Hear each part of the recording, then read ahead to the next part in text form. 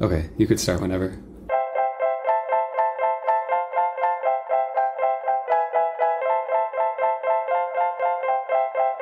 Welcome back to another episode of the Born Again Again podcast. I'm Katie. And I'm Joe. We're an ex-Christian couple learning how to live on the other side of religion. On this podcast, we'll share our journey, reasons we left the church, things we're going through now, and ways we have grown since. Hey everybody, today we're going to be talking about our wedding vows, and the first time we talked about divorce as a post-Christian couple and how that changed our relationship. So we'd like to first say that we are not relationship therapists in any way. Not by any means. And so this is just based on our own experience. We're going to be sharing what we went through, how we processed it, and we are still in a stage of processing it. And I think that we do want to be continually improving.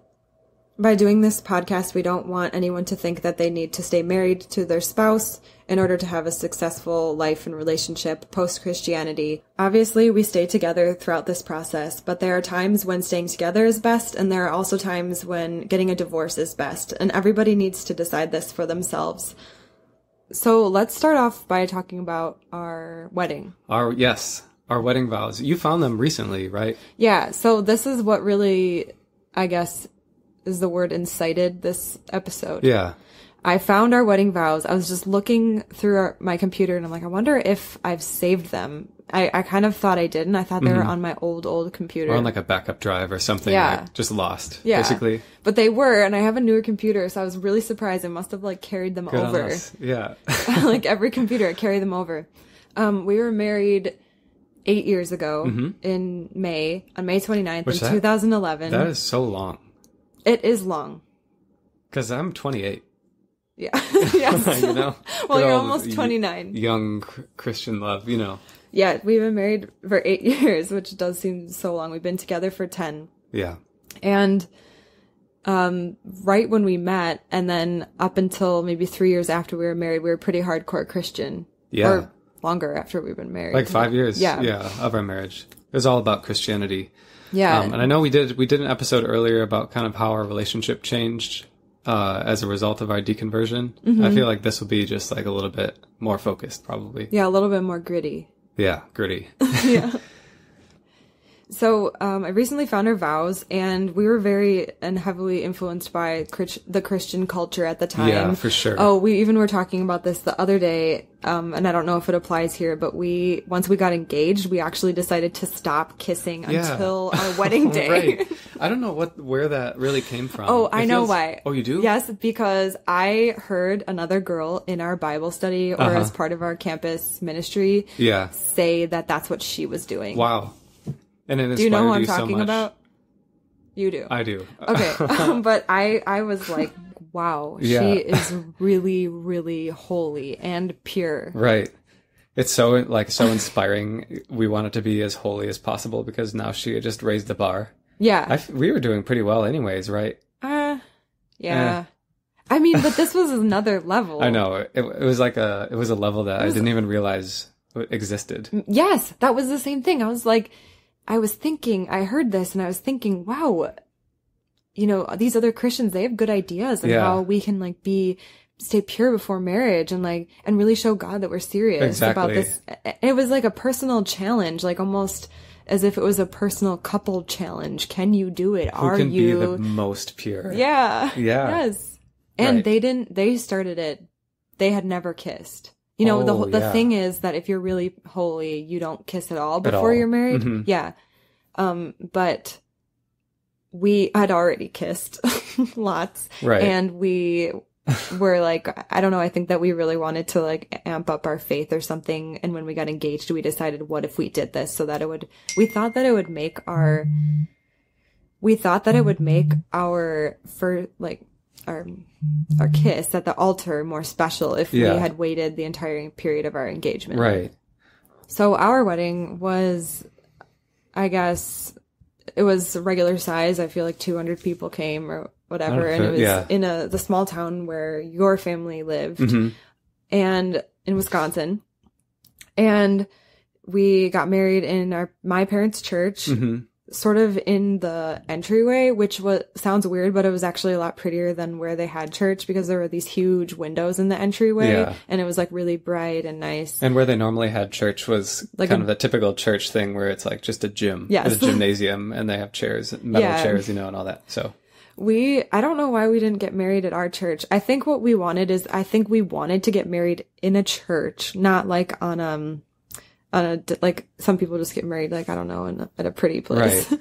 But our actual church at the time was super ugly. Yeah. Their like church area was ugly and your parents' church was ugly. So the best option if we wanted to get married in a church was my parents' church in the foyer area because it was the prettiest. When you were saying that, I was just thinking like, why didn't we get married at our own church? But then, that's why. I don't know. We're photographers. What this reasoning was. Yeah, but we should have just not gotten married at a church. Or maybe our parents really wanted us to get married at a church. Well, we apparently really wanted to get married at a church too and make God the absolute center of our marriage and our marriage ceremony and all of that.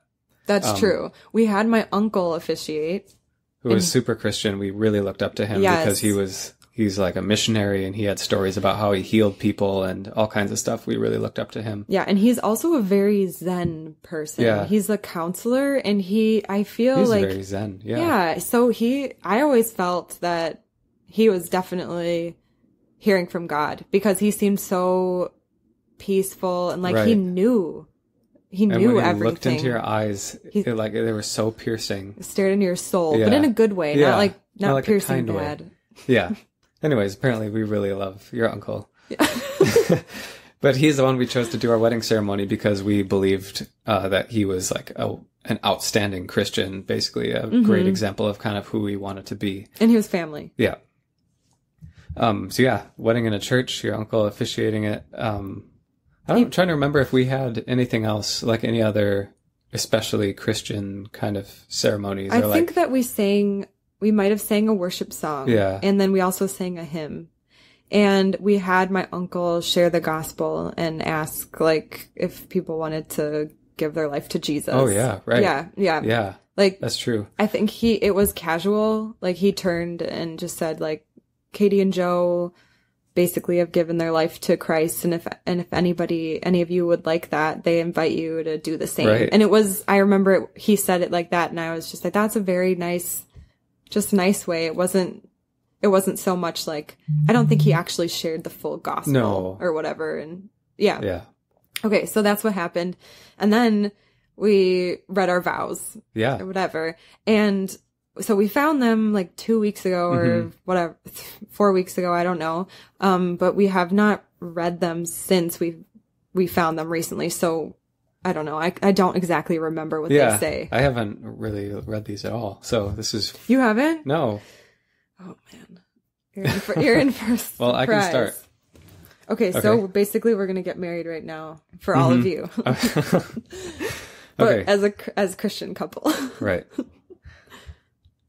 So imagine me up on the stage holding your hand. Okay.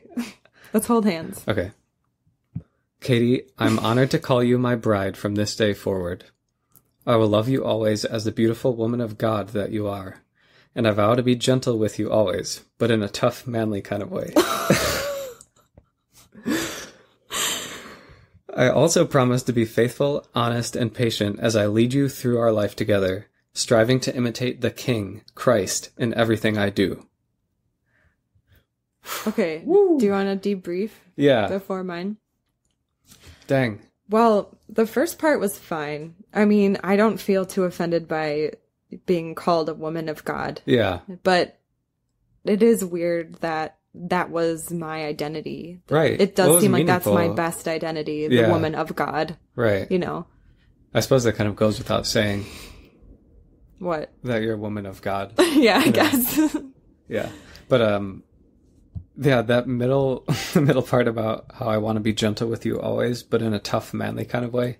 Remember that was kind of like a little bit of an inside joke with us. That was a joke. And your uncle asked, are you sure you want to say it like that? Did he? Yeah. Oh, what the heck? You're and so I was weird. like, yeah, we want to say it like that. Yeah. I totally forgot. I was like, why did you say that? Because I remember it being a joke. But yeah. I guess it was only a joke between us. I promised that I'd always be really masculine.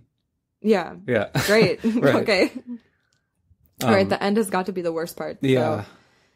So, it's fine. I wanted to be faithful and honest and patient with you, but then it just, like, this whole last part, as I lead you through our life together, striving to imitate the King, Christ, in everything I do. Yeah. I feel like that, it just is evidence of how passionate I was about, like, following God. Yeah, you even called Jesus the King before you said his name, vows. Christ. Yeah. That's so wild, you know, and it's weird, like, that was so serious to me. That's like the most important thing to me. And I know how in the last episode we talked about how, like, we kind of thought Jesus was the most important thing, even our relationship, like he was above us, right? Mm-hmm. Or our relationship to him was above us. And that's like exactly how this is spelled out. You know, most of my vows are about like God. Yeah. I think that he was the most important person in our relationship. Yeah. Which so weird. Almost couldn't say right now because it doesn't seem right, but he was the head of our relationship, right? I feel like he was like the intellectual part of the relationship. Like he was the most important part of our relationship intellectually, but like practically and how I felt and how I feel as a real person, not just like whatever knowledge. Mm-hmm. You were more important than God. Yeah. You know? Yes, I think that maybe what we would have liked is if Jesus was the most important person in our relationship, but... Or we felt like he should be the most important person. That's what it is. You know, and we knew, like, subconsciously knew maybe he wasn't actually, but we felt like he should be. Yes. And maybe these wedding vows were an easy way to slip a lot of God in. They were an easy way to profess how much we cared about God and how holy we were being. Yeah, right. Okay. Those are my vows. What are yours? Well, wait. So okay. I feel like you said it. I feel like this is all every like male Christian's like vows that I will lead you. Yeah, it's about like, me leading you and about being like the strong one. And I wanted that at the time. It's weird to say.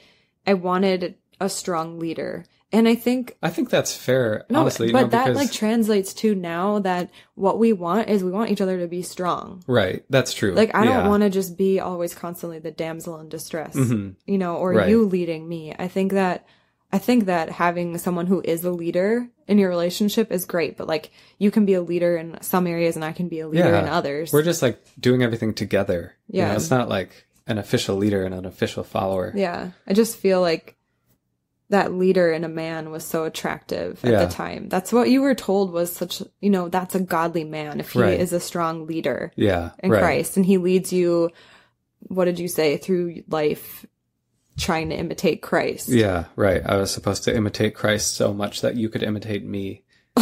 Whatever, yes. You know. Oh, that's so strange. I saw this on Reddit or some Facebook group, whatever, like a hierarchy of the relationship. Did I show that too? That's exactly what it is. It's Jesus, or it's probably like God, the Father, then Jesus, and then the husband, the wife, the kids. Yeah, right. Yeah. There's always a hierarchy. Everyone has a hierarchy. We always talk about this. Yeah. Someone's one better at you than some, like one step ahead of you in spirituality, so they're like a mentor to you. There's always a hierarchy. Right. Okay. All right. So that took us on a tangent rant. Mm-hmm. Okay. So I can do my vows now. Yes. Let's hold hands again. Okay. Yeah. It's important. Mm-hmm. All right. Joe, I love you so much. As you know, I've never been very good at making decisions, but the decision to get married to you needed no second thought. Okay. That's pretty good. That's so sweet. That's pretty good. Yeah. All right. Here's where it gets dicey. Joe, are you crying? No. I'm certain God designed you to lead me through life. So I take you as my husband and vow to respect you, honor you, love you, and be faithful to you with the help of God. Man. That's so okay, first of all, it's like so lame. Yeah. And like, why did I had this feeling the first time we read it that this is not me. No. I think even more this so is than written my vows. This seems so foreign. Yeah. Who wrote this? Some kind of alien abducted our bodies. Like, it feels that way, that a Christian alien, like, abducted our bodies and like made us feel like we have to say all of these things. Like the Holy Spirit. You're describing the Holy Spirit. Okay, all right. We're like, you know. Okay, but it feels so foreign. Like, it definitely was not me. Even at the time, I know that I had different like personality traits than this, and I feel like this was just written for a show. This was written because that's what I wanted people to think about me, and that's what I thought I should be as a wife, and this is what I thought I should want, and this is what I thought a good relationship was. And I did maybe at the time experience some of the good things of this like style of relationship, but now I'm just realizing that the only reason I said any of this or thought any of this is because, you know, I was just living out this other life philosophy. Yeah. You're like living out someone else's dream, almost like this Christian dream that isn't really you. The weird thing is that, you know, we were saying this sounds so foreign that you wrote this, and it sounds foreign that even I wrote that. But like realistically, we probably felt good about these vows when we wrote them. You know, like even though you're saying now you felt like you're writing it, you maybe wrote it for a show or something, right? Mm-hmm. But like at the time, you didn't feel that way. No, but looking back, I think that a lot of the things we did as Christians were probably a show. Well, like we thought they were motivated by the purity of our heart or something, but now I can be more honest about it and realize like, yeah, I was just really self-concerned about how I was going to look. I wanted to come across like really, really holy. I know, me too. Mm-hmm. Right before we got married, my dad sat us down in the living room and I guess talked to us about the seriousness of our decision. Yeah, because this was right around the time when everyone was having that talk with us. Yeah. Right, like we were going to marriage counseling, and then my parents, I'm sure, like had a conversation about marriage and stuff. And one of your parents' friends. Wait, what? I don't remember this. Yes, I had to take a drive with her, and she talked to me about marriage and being a good wife. And I wish that I could remember what she said. And I remember even at the time, as a Christian, I felt that it was like overstepping. Yeah. Did you feel that? My boundaries, whatever. Did you feel like even before you started the conversation, like it was overstepping boundaries, or was it just after you got in the car and started talking that you were like, whoa, this is... No, I felt that I didn't want to go have that conversation with her, and I felt she didn't have the right to talk to me about it, but I also am a nice person and also wanted to be a respectful Christian woman, and like, so I agreed to go. Yeah. Yeah, that's so crazy. I know. I wish I could remember what she said so much, but...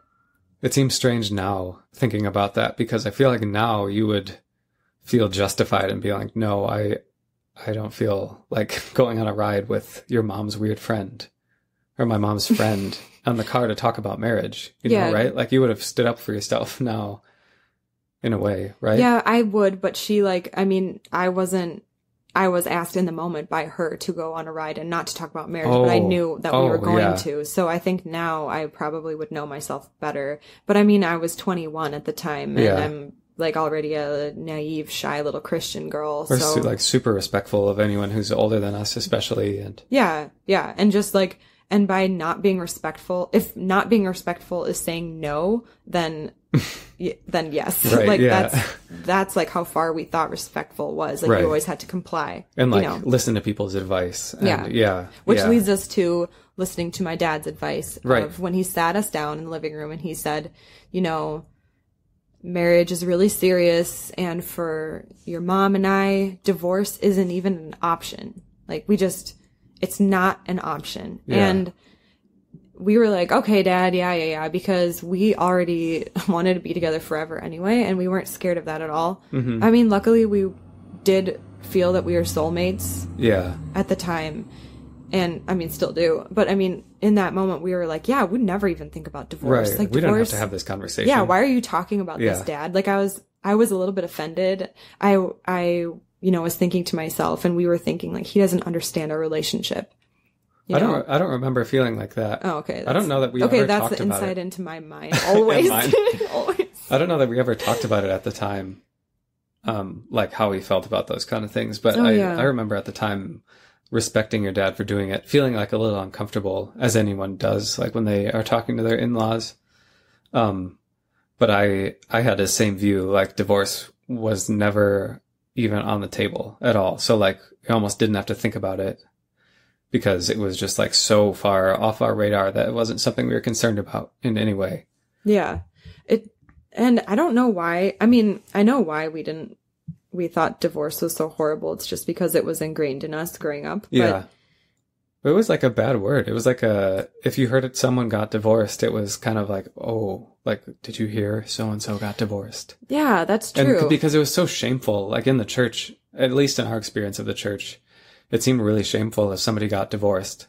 But why? Because I always thought like, well, God commands us to state like that divorce is an option and that marriage is between one man and a woman for the rest of their lives. And there's not an option. And like divorce is such an insult to God or something like that. Yeah. Like it felt like by getting a divorce, it was like you're a bad person if you get a divorce almost. You know, I don't think I practically thought that, but it kind of felt that way. Yeah. I think it was because you were viewed as not a committed person, and then you also were breaking this holy union. Because marriage in the church is seen as so much more than just marriage, I think, in the rest of the world, which I didn't realize until now. But that marriage is like a covenant, and it's, you know, holy and it's like sacred. Some spiritual stuff happens when you get married. One. Yeah. And like if you break that, you're breaking a really sacred vow that you made to God, and like a covenant. They talked about like covenants and how serious that is and all that. There are some Bible verses that back that up or back up like anti-divorce stance. Yeah. You know, I mean, some people interpret them differently now, and some churches are liberal enough to like love people who have been divorced. I don't think it's very common now for, you know, divorced people to be shunned from churches, but just like it was like socially shunned. Yeah. Shunned. I bet a lot of churches, like the ones we grew up in, if somebody who was like in leadership in the church got a divorce with their wife, they might like ask them to not be leaders anymore. That's true. You know, like That's I think totally it's like really true. serious. It's like one of the worst sins. You know how I always felt like sex before marriage is really, really bad. Divorce was like really bad. I always thought like swearing was one that I felt like was an indicator if someone was a Christian or not. You know, so it was far like, from the other two. Well, you know what I'm saying. It was like one of the hot sins. The Christians were really concerned about that. Yeah. Yeah. And we were too. So yeah, your dad's conversation for me, I like agreed with him and I thought, you know, that's fine. That makes total sense. I think that marriages should never end in divorce except under like really, really specific circumstances. I think we thought like the only time you could ever get a divorce is if a spouse cheats on the other one, right? Mm-hmm. Yeah. Then that was like the only way out. Only acceptable time. Yeah. Even to the point of, I remember I had certain beliefs about like abuse and stuff. And I used to feel like if a husband abused his wife, that like the wife shouldn't just immediately get a divorce, but they need to like do everything they can to try to work it out because it's God's will that they stay together. Mm-hmm. I think, yeah. So that's like we a hardcore took example. It so seriously, basically. It was like if you haven't done everything you possibly can, then you're in the wrong for getting a divorce, basically. For sure. And if you have done everything you possibly can, then you're just not very committed or something. Yeah, something. It's I don't know. strange. We couldn't understand it. You know? Yeah. If that option happened to someone, it was like, I don't know what that is. I don't understand your situation. You're a terrible Christian. You failed. Right. Yeah. It's not funny, Joe. Katie, that's not funny. So, leaving the church, I never anticipated the thought of divorce or the topic of it to come up and have to be, reformed, I guess. And one day, or maybe it was just like, 1 month, I realized, wow, is divorce an option now? Yeah, right.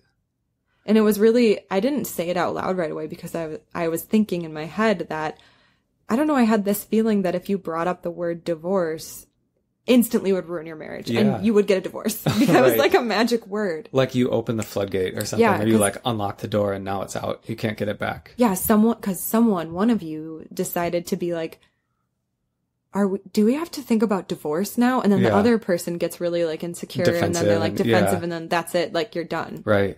Yeah. Yeah. So I didn't bring it up with you for a while. I think I was the one who brought it up, though. Yeah. Were you thinking about it? Do you remember thinking about it before we talked about it? I don't think so. I vaguely remember when the first time you brought it up to me. And I don't remember what the context was when you did bring it up to me the first time, but I kind of remember like about the time period it happened. I felt really hurt and like really, really defensive right away, you know? Yeah. And same. I think that the same thing we were saying would happen. Same. Yeah, exactly. I think part of that is due to my like Christian upbringing and my fear of divorce. But I think another like important part of that is I just wasn't as like emotionally mature as a person to be able to talk about difficult things. Because I was just thinking it kind of seems like there were a lot of things that when we were Christian, we didn't really talk about. Yeah. Like we didn't share our feelings as much with each other or something. But that it's possible that has less to do with Christianity and just more to do with us maturing as we get older. But anyways, all of that being said, when you brought that up, I was scared for sure. It's like this is something we don't ever talk about. We decided that it wasn't on the table. And now it's like, well, it is on the table now. We need to like deal with it or something. Felt like a big deal. It was a big deal. I felt like already our faith had crumbled, and then just us believing in God altogether crumbled. Yeah. And the Bible crumbled. Right. And, our community crumbled. Who we thought we were crumbled. And then I was like, is it our marriage next? Does that mean that our view of divorce is crumbled? And yes, it does. I mean, that was like the logical chain of events, events, everything we thought we could count on in our life is done, was like gone. Yeah. So I just thought that we should at least talk about it because thought popped into my head. I didn't mean it to. And then it tortured me until I brought it up. It's what usually happens. So I thought, well, I bet we better talk about it. I love that about you, that you get something in your head and you like have to bring it up. It just comes out. For me, it's like all just bottled up and then we never get anywhere. I feel like you're good at that. Yeah, I'm good at being honest and making everyone mad and spiked. Oh my gosh. So this conversation had to happen. Like, now that we're not Christian, doesn't that mean that divorce is an option for us? And we need to talk about it and see, like, do we want to get a divorce? Not that we were feeling that we wanted to divorce each other yet. But we were thinking, like, does that mean, do we have anything in common anymore without this Christianity? And does it look different for us now? Well, yeah. And we had been together for like 6 years or 7 years. And I had honestly, I don't know if I've ever thought about it. I never thought about it. Like, never. Imagined my life without you. I don't, Yeah, never. So this was kind of a first. It was just shocking, like having these thoughts hit weird. my brain for the first time and it like kind of feeling how they would feel. I feel like we never considered that before. I know. I just had a weird thought. I was just thinking that this seems like everything that happened to us after religion is I feel like we just had to grow up like really fast. It's like, and even with this conversation about divorce, it's like thinking back on it, me as myself without like with the Christian attitude, I just feel like a baby. And I'm like, I just like mommy and daddy got to grow up. Now we got to talk about divorce. Mom and dad got to grow up. Like it just seems like we had to just grow up and take responsibility and like talk about stuff and stop being scared. Right. Yeah. That's how I feel That's kind of right like now. the tone of every one of these topics we're talking about. Yeah. But at the time they were really scary and I did not have that perspective and neither did you. No. Looking back on it, it's super easy to see that we just were growing up, but it was like really scary in the moment and the conversation started a chain of divorce conversations. Right. Like over months and months. Yeah, like months. Years probably. Maybe 1 year. Yeah. Yeah, but it like never left our mind when we brought it when I first brought it up. So in a way it kind of was like the cat's out of the bag, Yeah. So we began to examine just first of all, the obvious question was, the obvious reason to look at divorce was like, we left our faith. Is that the reason why we got married? Yeah. And we talked about that a lot. Right.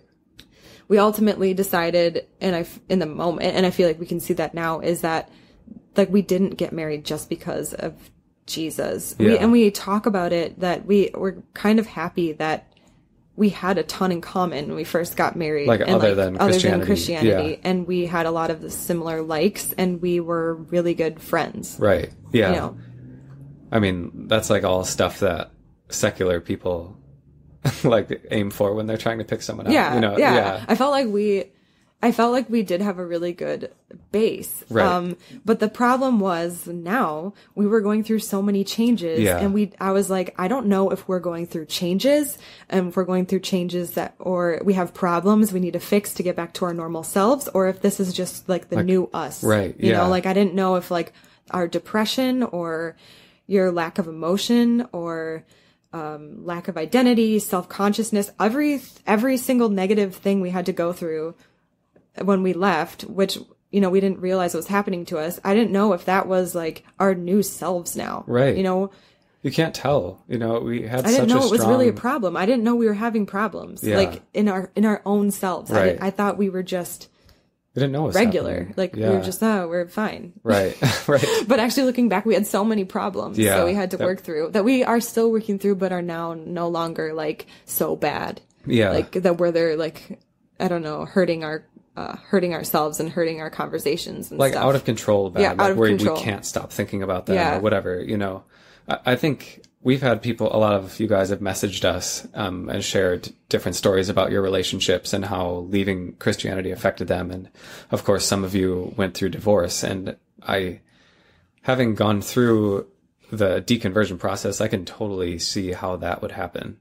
Yeah. Like how that, because for us, a little insight into our personal lives, I feel like a year and a half ago or 2 years ago, we went through a long period of what you're just saying of kind of figuring out who we were, and we fought a lot. Yeah, it was It sucked. super And it was so weird because we never fought. Yeah. Like for the longest time, we never fought. And now, you know, the thoughts would pop into my head like, oh, this is just what the Christians said. We're like fighting now. Now that we don't have God in our marriage, we're fighting with each other now. And it was super scary. You know, I didn't think that. You didn't feel that? No, I thought that's what Christians would think, but I knew that it was like, I was just thinking if anyone would have said that to me, I'd be like, come on, dude. Like, obviously, if you left a huge ideology, you would start fighting. Yeah. Like, just, it's the fact that you, like, changed your life perspective. Yeah. That causes fights, you know? I knew that Christians would think that, but I knew for myself that it wasn't, like, obviously, it wasn't like didn't make me want to go back to Christianity. Right. Yeah. In a way. Well, I'm not saying it made me want to go back to Christianity, but Joe, I'm saying you want that to be a Christian again. Yeah. I'm saying that it was basically like a year of us arguing and fighting and not knowing what was really going on. It's kind of what you said. You know, I those thoughts about Christianity popped into my head because I was just so confused about everything. I didn't know why we weren't getting along and what was happening, but I really do feel like leaving Christianity kind of forces you to grow up really quick in a certain sense. Or we just like dove deep into ourselves for a while after leaving our faith, and it really shook up every part of our life. Mm-hmm. Mm-hmm. I remember fighting so much, and then in the fights bringing up divorce and just being like, what does and this that hurts mean? so much. Yeah. Like, and I was just thinking, of course it hurt, but I was so scared that we were both wasting each other's lives. Yeah. And that we actually meant to be together. And, you know, like I said, I didn't know that we had so many things that we needed to work on. I had no awareness of what was going on with us. And I felt that we were talking about this the other day. We kept getting into these cycles of like a fight, and then we talk about it for so long, and it was the same things we'd always fight about every time. And then it would get better, and then like, you know, we'd promise not to do that again. And then same thing would happen over and over again. And, you know, we were dealing with problems with sex. We were dealing with problems with, I think, each other hating our own selves. Yeah. And you felt like an empty person. You got depressed for the first time in your life. And I didn't know how to deal with it at all, because I had always been the one who was more emotional and depressed. Yeah. And you were, you know, better at keeping me positive. Right. And I don't know. There was so many things that we can't even remember that we were going through that was causing all of this turmoil. It felt like too much stuff too fast. You know, it was like everything seemed like it was falling apart. And yeah, the thing that really sucked is that I felt like I couldn't talk to my family or like some other people who were close to me about any of the stuff we're going through, because since they were Christian, I was worried that they would immediately be like, well, yeah, you're depressed, but we told you that was going to happen. God tells us that that's what happens when you leave the fold, and so it felt like super isolating from leaving Christianity and leaving a community, and then also doubly isolating that you can't like get comfort from any of those people anymore, like even your closest family members or whatever. I know. And while looking back, they're not like divorce or relationship counselors, so they shouldn't even be. But we did, like, we hold our family really high, right? In our church community, like we would go to them for everything, everything we needed help from. I don't know. All of these conversations about divorce were super hard, and I feel like it should be. I would love to hear about more people who talked about divorce, in the relationship. And I think that everybody should. And I think that maybe like secular couples do. Mm-hmm. It's just strange to have a topic that's so taboo. Yeah. And I understand. It is really taboo. It's You're taboo. Right. It's super taboo, at least in our experience. Like in their eyes, it's not talked about because it's not an option, because they really want to make the marriage work. But what it turns out is it turns into a topic you can't talk about, and anything like that seems dangerous in a relationship. Well, that's the same thing as like sex education. The church teaches abstinence only. So basically like, just don't ever do that thing. We're not going to talk about it anymore. And it's kind of the same thing. Not a very good way to stop sex or stop like sex diseases and all of that. For some reason, after all of our talk about divorce, we got over it. Okay. And this is so weird. I don't know what was the thing that got us over this, but I know that we had to like stop our lives like several times and be like, we cannot have our normal routine. We had months where we like, we need to meditate every day. We need to be reading books that are just about positive things. And we need to do it every day. We need to. Like, I left and took that trip to go like just reset for a few days and be separate and stuff. Mm-hmm. Yeah. And I dedicated myself to like meditation for a month, and like and we were and then we started reading books together that not even about relationships, but just about like your mindset. Yeah. And that really helped. But so that'll to say there were a lot of things, but I don't know. We somehow got past this divorce topic, but and it really showed me when we were on the other side that it was a problem with ourselves. Mm-hmm. We had so much to grow up from, and so much to relearn, and so many terrible mind spirals that happened to us. Mm-hmm. There were so many things that you can't really be in a good relationship, a healthy relationship, if you're not healthy yourself. Yeah. And that like became really apparent. Yeah. And I don't know that we ever talked about that. Like we never talked about our own mental health or like our own individuality in the relationship. No. I don't think that was ever important to us. Right. And we never needed it before. So it was strange at this time, like how everything happened at once, how we needed everything at once. We needed to redefine ourselves and our individuality and become healthy again. Right. Yeah. I think you hit the nail on the head when you were just saying, I think we were just two really unhealthy individuals who needed to grow up and grow out of some like insecurities and stuff. Mm-hmm. So I was just thinking the divorce thing, I think like probably the biggest emotion I felt around that whole thing was insecurity. Mm-hmm. I think I was so terrified of the fact that now that divorce is on the table, now you could like get rid of me. Just get rid of you. Mm-hmm. And that was never an option. I think there was some feeling of security like in a Christian marriage. Yeah, absolutely. A guarantee that you guys are never going to break up. Like no matter how much I mess up or whatever, you can't break up with me. But but so the other side of that coin is that we're realizing if your relationship has no option to leave, if you can't divorce, then it's like a prison. Exactly. Yeah, and we just heard that on the podcast recently with our friends Chris and Christina Sellers. Yeah.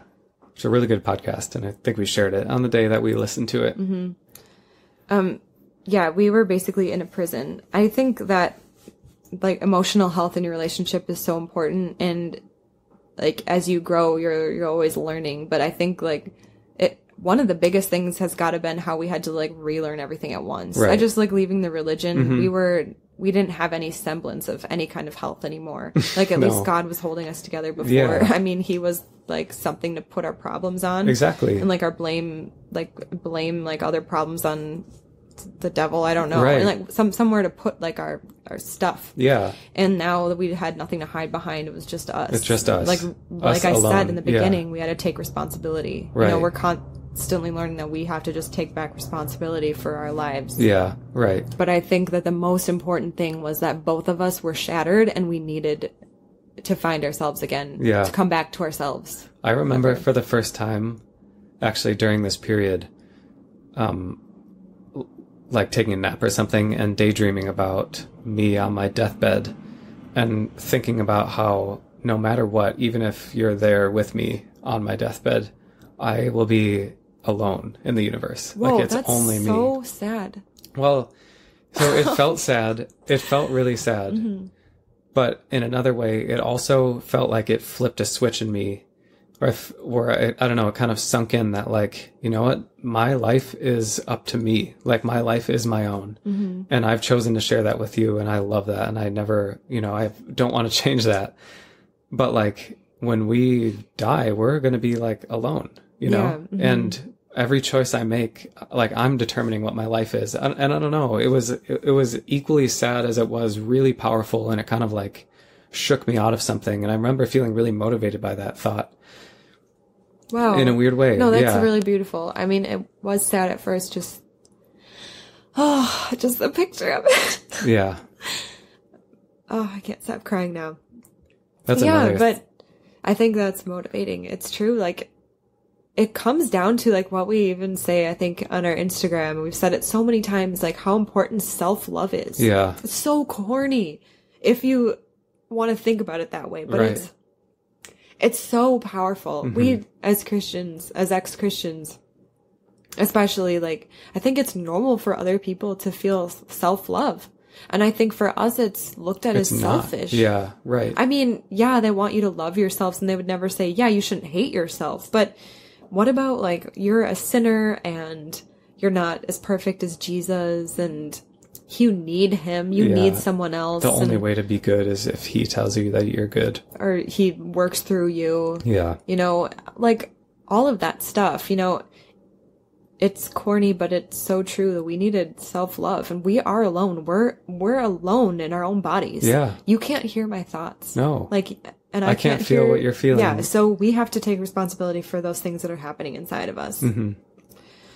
This is getting powerful. Yeah. So this process, like, it really changed the way we viewed divorce, viewed marriage, and valued our marriage and our relationship. Yeah. You know, as you're saying that, I'm thinking I kind of feel like we began to value our marriage and our relationship at the same rate as we began to value our life and our time here. Yeah. You know? That's true. I think, like, divorce coming up was one thing that really shocked me, but another piece of that leaving Christianity was the fact that all we have is this life. Mm-hmm. At least we only have a guarantee of this life. Mm-hmm. Not even a guarantee, but, you know, all we have is this moment, this time, every day. Mm-hmm. And so it was a matter of like choosing to live, you know, in terms of life, or when we're talking about divorce now, every day it's a matter of me choosing that I want to be with you. I know. And that's so, I don't know, both choosing to be with you or choosing to be with your spouse, as well as like choosing to live every day. That is so beautiful to me. That like, that's kind of that's our job as humans. That's beautiful to me too. It goes with the same thing of like doing good without being told to, mm-hmm. you know, choosing love without like being trapped in a prison of marriage, you know, like, and that's not to say that we know what our future holds. Absolutely. But like, we've like grown, I think, and to learn to value our marriage and our love because every day we choose each other mm-hmm. and we choose ourselves. Yeah. To keep ourselves healthy so that we can keep our relationship healthy. Yeah. It's like, it makes marriage way more romantic. Right. You know, it's not just like this. It's more dungeon. real. It's like more real and turned on and like vibrant. We've talked about it before. I feel like this comes up in a lot of the episodes, but everything in our life, and including our marriage now, feels so much more like vibrant and alive and so much colorful. Yeah. We came from black and white viewpoint. Yeah, exactly. And now everything is any color it wants to be. Yeah. It's so beautiful. It's so much better. I know. As a Christian, I really felt like this is the right way to do marriage. And I felt like there's no better way to be married than to be in a Christian marriage because like we have it right, Yeah. But now it's just like, man, I see so clearly it feels riskier like this in a way. Like it's riskier. We could get divorced now. Like a lot more stuff could go wrong now. Yeah. But in the same way. But what could? There was nothing stopping us on the other side except our mind. Right. Exactly. It's the same. Even if you think about it, it's just exactly the same. Yeah. How weird. We're still married. Yeah, true. We're so scared that if we say divorce, like our magical sacred bond will be broken instantly. And like somehow we'll like accidentally get divorced. Yeah. Like outside of our control. Yeah. Yeah. I don't know. It felt that way for some reason. I'm probably going to divorce you because you shattered our lamp right before this podcast. I knew you were going to bring that up on here. I was waiting. I'm sorry I broke the lamp. No, I'm not going to divorce you because of that. I'm not that shallow. What I really liked about talking about divorce openly was that it started us talking like about other harder conversations. Yeah. And I never realized how much we hadn't talked about as a couple. I thought that we were very open and we talked about everything. Right. But we didn't.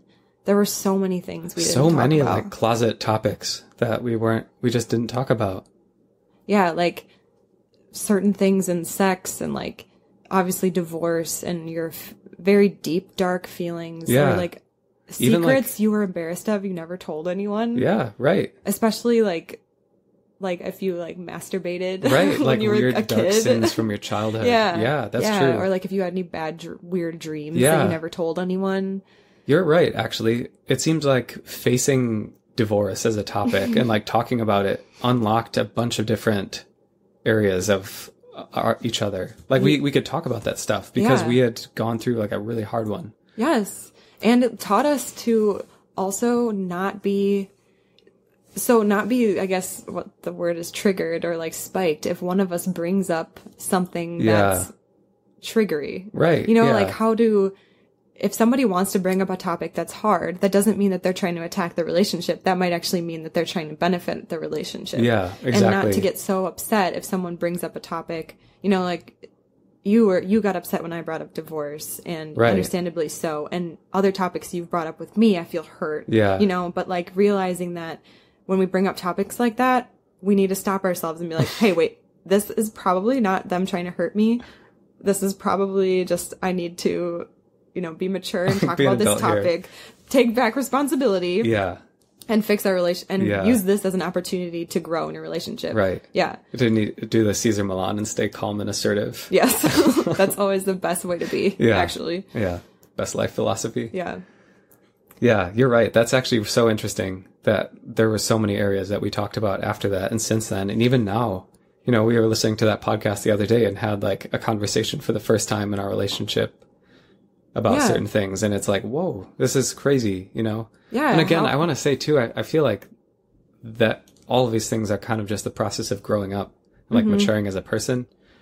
But it felt like Christianity had like been the lock on the door to all that growth. And the second that lock came off, it's like an explosion of growth, which has been really hard and like jarring and worldview shattering, but it's also been growth and it's been amazing. Like I never ever would change what happened. Even the like air quote negative stuff that was happening to us and the fights we had were so necessary to get us to where we are right now.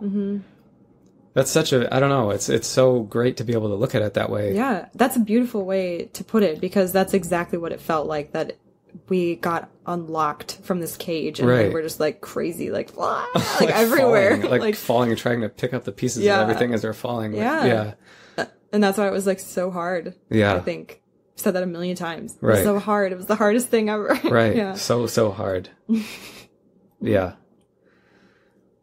So talk to your spouse about divorce. Yeah. Don't let it be scary. Dude, bring up those hard topics because they turn out to be some of the best conversations you've had. I bet. I bet you might need to practice them if you haven't tried yet. Practice, because we had to practice we being still have to respectful practice. And kind. Yeah. Yeah. You were still mad when I broke the lamp, so we haven't arrived yet. That's harder, Joe. That's harder than divorce. Yeah, I feel like if you ever want to talk about anything in our relationship, you can. Yeah, I feel that way now too. Yeah. I could bring up anything. Bring up anything. I did not feel that way before. Yeah.